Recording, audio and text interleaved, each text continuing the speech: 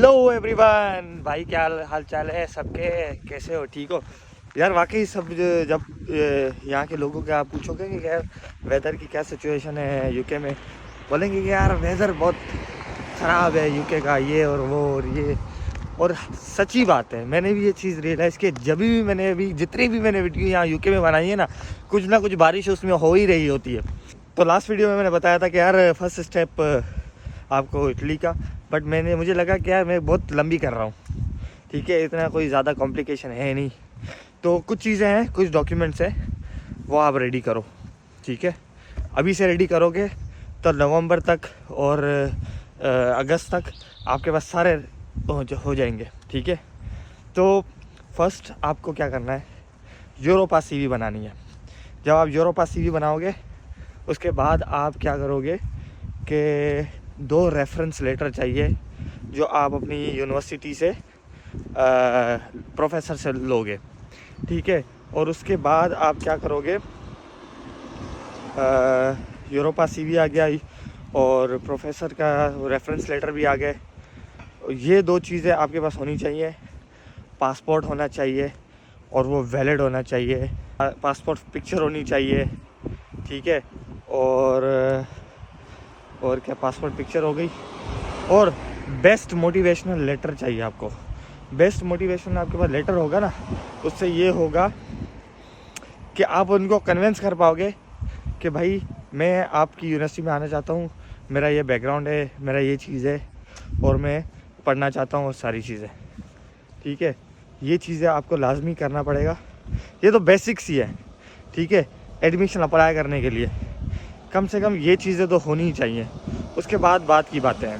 कहना चाह रहा था आपसे कि जो फंड्स होते हैं ना, फंड्स, वो आप जब एप्लीकेशन बना रहे हो ना, उस एप्लीकेशन जब एप्लीकेशन आप फाइल कर रहे हो अपना, और यूनिवर्सिटी आपने शॉर्टलिस्ट कर ली यूनिवर्सिटी इटाली से, और उसके बाद आपने ये सारी डॉक्यूमेंट्स भी रेडी कर दिए और डॉक्यूमेंट्स आपने पोर्टल पे अपलोड भी कर दिए जब पोर्टल उनका ओपन हुआ एडमिशन का। ठीक है, तो उसी दौरान है ना, आप अपने जो आपका जो सपोर्टिंग वो गाइडेंस है, जो आपको सपोर्ट कर रहा है फाइनेंशियली, उसके अकाउंट में पैसे थोड़े थोड़े डालते रहो, या उस अकाउंट में पैसे होने चाहिए एटलीस्ट आपके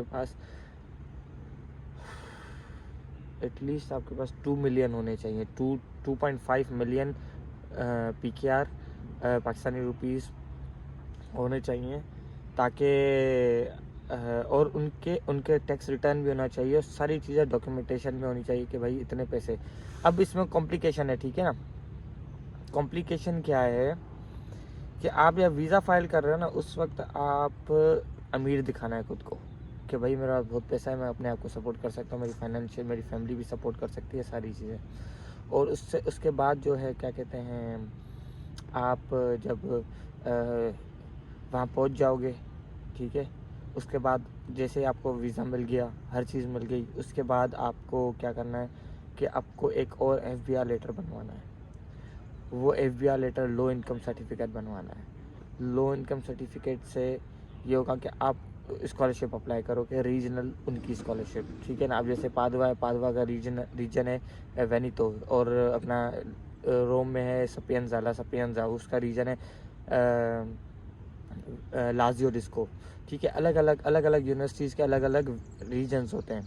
ठीक है, तो उसमें ये होता है कि आप उनकी ना एक स्कॉलरशिप होती है, रीजनल स्कॉलरशिप, वो आप अप्लाई करोगे कि आपके पास लो इनकम है। ठीक है, लो इनकम मतलब आपके पास 24,000 यूरो ईयरली एनुअली, आप उससे कम कमाते हो, उससे कम आपकी वो है इनकम है पाकिस्तान में। ठीक है, तो ऑफकोर्स ये बात है कि अगर जिसकी 24,000 यूरोज़ है एनुअली, वो इटली क्यों आएगा, वो कहीं और जाएगा। तो यही। और उसके बाद आप ये जब सर्टिफिकेट बनवा लोगे अपना FBR से, ठीक है, वो आप अटेस्ट कराओगे मोफा से, और मोफा से सारे अटेस्ट करवा के आप इनका एक पोर्टल होता है, ठीक है, काफ का पोर्टल होता है, उस पोर्टल पे आप अपलोड कर दो। ठीक है, बहुत मैंने आपको फास्ट और लंबी नहीं करना चाहता था इस एपिसोड को। ठीक है, तो अगर इसी में भी अगर आपको कोई, जब आप अप्लाई कर रहे हो फिर भी अगर आपको कोई वो है, क्या कहते हैं, कन्फ्यूजन है, तो मेरा इंस्टाग्राम में नीचे डाल दूंगा, उस इंस्टाग्राम पे आप मुझे मैसेज कर सकते हो, और पूछ सकते हो यार मैं यहाँ फंस गया हूँ और मुझे यहाँ क्या करना चाहिए। ठीक है, तो मैं बेसिकली मैं अपना जो ये चैनल है ये इसे एजुकेशन के बारे में नहीं बनाना चाह रहा था, बट ये था कि यार एक इन्फॉर्मेटिव वीडियो जो मुझे जैसे मैं आया हूँ और जैसे आप लोग भी आ सकते हो, इसलिए मैंने आपको बोला है कि यार आप इटली आओ। ठीक है, कोई और कंट्री नहीं जाओ, इटली आओ और इटली से आपको एक अच्छी पैसे भी मिल जाएंगे, आपको एक अच्छी लाइफ में मिल जाएगी और उसके बाद फिर आप आगे का सोचो कि यार आप पीएचडी कहाँ करना चाहते हो या मास्टर्स डबल मास्टर कहाँ करना चाहते हो या जॉब कैसे मिलेगी आपको या क्या जो भी है, आप फिर आप आगे की प्लानिंग करो। ठीक है, पहले आप अपने मुल्क से निकलो, पाकिस्तान से निकलोगे तो इटली पहुँचोगे तो फिर आप अपनी सेटिंग बनाओगे आगे की। ठीक है, तो यही सब कुछ था। पिछली क्लास में मैंने यार नहीं बना पाया क्योंकि वो उसमें बहुत प्रेशराइज मेरा था, क्योंकि लास्ट वीक था, प्रेजेंटेशन करनी थी, प्रेजेंटेशन के बाद दो प्रेजेंटेशंस थी तो वो करनी थी, वो किया तो मैंने रिकॉर्ड नहीं कर पाया यार खुद को, तो इसीलिए तो वो अब नेक्स्ट वीडियो भी मैं बनाऊंगा कि यार मैं उसके बारे में ना कि आप स्कॉलरशिप बन गई, स्कॉलरशिप के बाद आपको क्या क्या करना है, कुछ चीज़ें हैं अकोमोडेशन के हवाले से, उसके बारे में मैं आपको नेक्स्ट वीडियो में बताऊंगा कि अकोमोडेशन आप क्या क्या क्या क्या हर्डल्स आते हैं, फसाड आते हैं अकोमोडेशन में। ठीक है, अकोमोडेशन मिलना इटली में बहुत मुश्किल है। ये एक चीज़ थी जिससे मैं बहुत ज़्यादा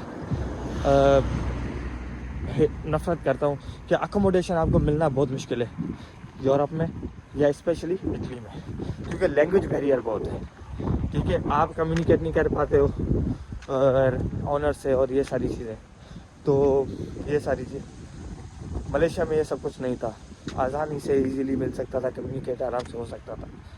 बट कोई गल नहीं, हार नहीं माननी है और हम इटली आएंगे।